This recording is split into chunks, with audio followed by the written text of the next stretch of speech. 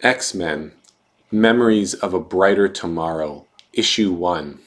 We begin in Emma's office. Classical music plays in the background as she indulges herself with a glass of champagne. As she sips, she continues a negotiation with what sounds like a politician regarding the free passage of a couple of newly discovered mutants. "I'm afraid you're without authority here, Paul. The nation of Krakoa claims the mutants Vern and Sasha as its citizens and insists upon their immediate release." Now, Miss Frost, I'm not saying no. I am trying to articulate a problem with the perception given what happened this morning. Paul, goodwill begets goodwill, and I don't really feel like I should need to assert myself at this point. I understand, Emma. People are simply seeking answers after this morning's mutant attack. Given the relationship between mutants and Krakoa. Emma's brow furrows, and she ponders while he continues his response. You know, Emma, that I've been a friend of your nation, but it is challenging to ease tensions when there are unchecked mutants on the loose and Krakoa remains silent. Irritation washes over Emma as she responds. Paul, I don't fancy you a mudslinger, and yet you insult Krakoa by suggesting that we're in the habit of being intentionally negligent. Is that truly the meaning of friendship? Well, no, Emma cuts him off. I appreciate for our mutual benefit that you're perhaps a bit overexerted. I'm sending Husk and Marrow to welcome the new mutants to Krakoa. I trust that when next we speak, it will be on more pleasant terms. Paul begins to apologize, but Emma cuts him off. She places her glass neatly on the table before rising in a huff and storming out of her office. Emma bursts into the Office of International Affairs and immediately begins speaking with the Stepford Cuckoos telepathically. Celeste, I'm ill-impressed at the fact that superhuman events occurred this morning and I wasn't made aware of it immediately. Celeste moves to the Queen's side and responds telepathically. Apologies, Mum. No events tracked this morning. Sophie detected no mutant activity. The Minister of Foreign Affairs would not so readily cast shade at me unless he was certain. I want Husk and Marrow to head there now to pick up the mutants Phoebe detected this morning and confirm any visual signs of mutant activity. Yes, Mum. Sophie. It's unlike you to be more careless than your sisters. I'm disappointed. Sophie looks confused, but Emma raises her hand up to stop her from responding. I don't have time for excuses. Scan Denmark from 6 a.m. to 9 a.m. Find me any news that there may be pertaining to the attack. Sage, I'm plugging you into a scan Sophie is doing that was missed by your system. It's created a little bit of a political folly. From Sage's control room, Sage responds. Odd. Understood. Standing by. Sophie begins her scan, going through human thoughts, specifically focusing on Denmark, and provides her results orally. Odense, 7:34 a.m. local time. A group of superpowered heroes saved people from a large burning church. News didn't pick it up. Cause of the fire unknown. Perhaps that's the conflict the minister spoke of? There's only a few social media posts. Emma's eyes narrow as she speaks out loud. Mutant incursion. Esme, remove Denmark from our Christmas card list. Sage, we'll want to add a protocol to track unknown events that might seem accidental or natural in nature. Sophie brings up the media posts on the big screen. Emma stares at the image and her heart immediately sinks. Sophie stares at the image of a man in his 30s with a scar over his eye. Other images reveal that there were 4 individuals with him. She doesn't recognize the man, but as she turns to Emma, she sees a look of shock on her face. All the sisters immediately feel Sophie's concern and speak at once. Mom, what's wrong? Assemble the quiet council. Later, at the quiet council chambers, after explaining her situation, the council discusses action. This hardly seems like an event that warrants an early assembly of the council, Emma. This appears to be a few vigilantes beneath our concern. Unless there's something you've not yet shared. I will be clear here as to not mince words, Exodus. At 7:34 this morning, an event occurred in Odense, Denmark, that has the government gravely concerned.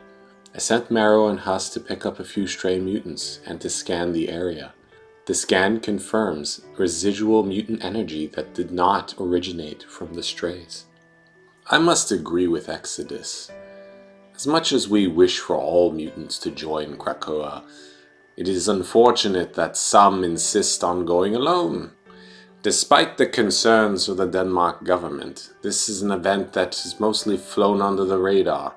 Simply placing this area under observation should be more than adequate. What interests me, Magneto, is the fact that they can fly so low under the radar. What mutants could make public display of their powers and not be the topic of media debate by noon? Look, consider this from a different perspective, Max. It is concerning that we are already being associated with these mutants. Denmark was already aware that they were dealing with mutants when I spoke with them. I would normally not give politicians such generous praise, but they are able to recognize mutants that we were unable to. I believe, if anything, an envoy should be sent in order to determine if these mutants are a threat. Apologies, Emma, but our resources are quite limited, and we have plenty of other threats banging on Krakoa's door. Unless someone else has additional light they can shed on this situation, I'm not convinced further action is needed. Storm's thoughts echo my own. I ran a facial protocol against the image you sent me, Emma, in Sinister's database. I got 3 misses out of the 5 mutants in those photos. Sinister looks stunned and grins excessively. Oh, now that's interesting. Additionally, Max, while these mutants may not pose a threat, and they may only be going amongst their daily routines, they still represent an unstable element that indeed warrants our attention. For you see, Cerebro cannot detect them. Later, in Sage's control room, Sage provides a briefing to a bored-looking team of mutants consisting of Dazzler, Firestar, Banshee, Warpath, Lady Mastermind, and Blink. As she wraps up her briefing, Dazzler's the first to speak. Not that I'm complaining, although I am gonna kinda complain here. I mean, what's a team of randoms doing chilling out in the war room getting briefed by you, Sage? Correct me if I'm wrong, but isn't that like an X-Force thing? Well, when your A-team's out beating up the big bads of the day, getting famous, your only hope is the other guys. A joking hag is less funny than a serious one. Your attempt at making friends today will only see you result in failure. Shutting your mouth may be your only saving grace. And what was your name again? Warperth? Enough out of you. There be reason enough for everything. Let Sage speak, and quit all your follying. I'm not the point on this one, Sean. Special orders come from the Quiet Council. Emma appears from the shadows. Firestar immediately looks pissed, while Banshee recoils for a moment in shock. Emma, lass, what's this all about? Sean, there was a group of mutants running loose in Denmark this morning. We're pretty sure they're no threat, but we're also unsure about their motives. I'll be needing your MI6 experience to lean on in this, figure out what's going on. And I trust you. James, You've got the tracking skills should they be needed. And Angelica, we'll need a flyer that doesn't draw too much attention to herself. Firestar rolls her eyes. If I knew this was your mission, I'd have given it a hard pass. Emma dismisses the comment and continues. Dazzler, Scott recommended you for this, and to be honest, I agree.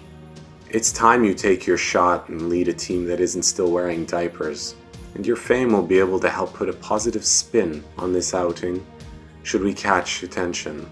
Lady Mastermind, I know that you've been through a lot recently, but we do need your skills of persuasion to have people open up to discuss as much as they can.